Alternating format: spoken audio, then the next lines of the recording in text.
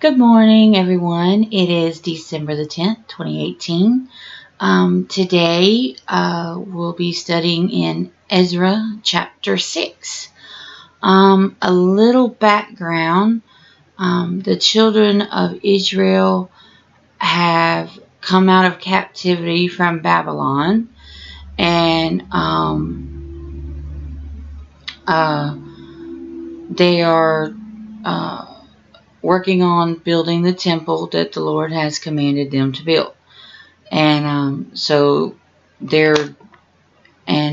Lord has laid out very specific details how He wants this temple built, where He wants it built, the measurements, the materials, everything. Every little detail is laid out the way God wants it, which is exactly the way He does in our lives, by the way. Whenever He wants us to do something, He has a way for us to do that. And if we just listen to Him, He'll let us know what that is. So anyway, so they're in the middle of building this, and there's people, as always, there's going to be people that are like trying to interrupt you. Don't want you to do the work of God. So this is the background. We're going to pick up, this is Ezra chapter 6. I'm going to pick up in verse 6. Now therefore, Tatnai, governor beyond the river, Shetharboznai, and your companions, the Apharsachites, which are beyond the river, be ye far from thence. Let the work of this house of God alone. Let the governor of the Jews and the elders of the Jews build this house of God in his place. So these three governors that Tatnai, Shetharboznai, and the companions of the Apharsachites, I guess that's how you pronounce all that.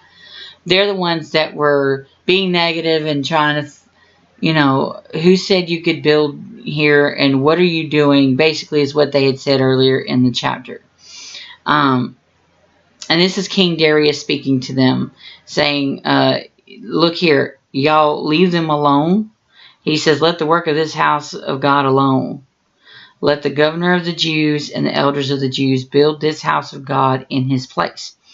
And then he goes on further in verse 8. He says, moreover, I make a decree what ye shall do to the elders of these Jews for the building of this house of God, that of the king's goods, even of the tribute beyond the river, forthwith expenses be given unto these men, that they be not hindered. In other words, take out of my stuff. I'm the king. Take of my goods, the king's goods. Take of my goods and even the stuff that's beyond the river, the tribute, whatnot. Give it to these men so that their work isn't hindered. Let them build. Whatever it takes for these men to finish this temple, let them do that. Verse 9, and that which they have need of, both young bullocks and rams and lambs for the burnt offerings of the God of heaven, wheat, salt, wine, and oil, according to the appointment of the priests which are at Jerusalem, let it be given them day by day without fail, that they may offer sacrifices of sweet savors unto the God of heaven, and pray for the life of the king and of his sons. I thought this was kind of neat. King Darius, I don't believe, is of the Jews. Yet he's given a decree here that not only are the Jews to be allowed to build the temple where they are and what they're doing is not to be hindered, but he's saying use out of whatever the kings, just give them what they need. And then once it's built, give them whatever animals they need for the burnt sacrifices. Whatever they say that the God of, heaven has ordered them to do, give it to them so that they may offer sacrifices of sweet savor and pray to the God of heaven for the king, which is himself and his sons. It's, even there are some people out there, they may not believe. They may not be a child of God already. There are some, though, who do believe in God. They just don't know how to, they don't know how to come to God. There's some that out there that are searching. There are some out there that don't even know that they're searching. Don't even know. They know that they are in need of something, but they don't know what they are in need of.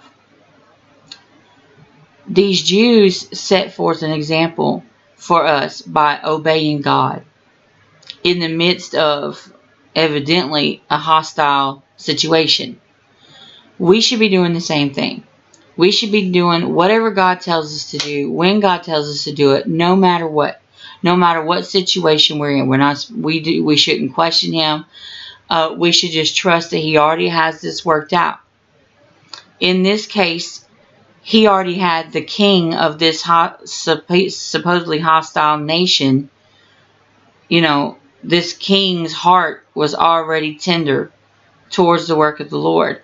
And even though he was not a Jew, as far as I know, he knew that the God of the Jews could prosper him or whatnot, because he says that they may pray to their God for the king and for his sons. And he went a step further. Not only did he say, y'all leave them alone, give them whatever, and let them do. In verse 11 he says, also I have made a decree that whosoever shall alter this word, let timber be pulled down from his house, and being set up, let him be hanged thereon, and let his house be made a dunghill for this.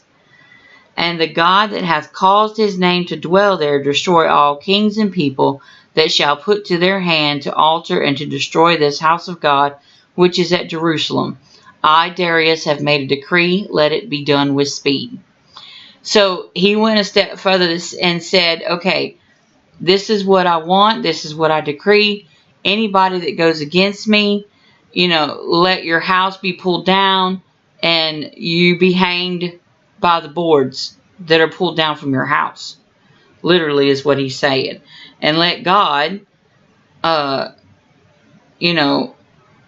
destroy your name from your house and from the king, that people, whatever. So whatever king followed Darius, if they went behind, if they undid this decree or altered this decree in any way, he was basically cursing them and saying, let God deal with you kind of horribly, kind of wiping your name from the people, and your line would no longer be king, and blah, blah, blah. And it says in verse 13 that all these governors, their names, it says,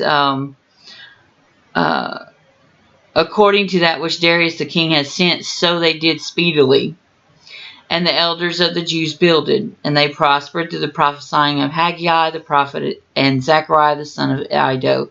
And they builded and finished it according to the commandment of the God of Israel, and according to the commandment of Cyrus and Darius and Artaxerxes king of Persia.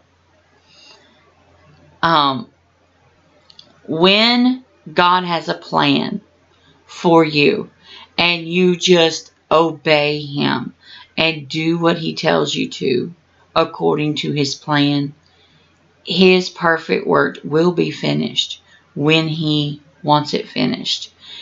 Through you, in you, whatever He has planned to accomplish, in whatever situation, it will be done as long as we just listen and do what He wants us to do. And this chapter in Ezra chapter 6, where, the Jews did that they started, and then,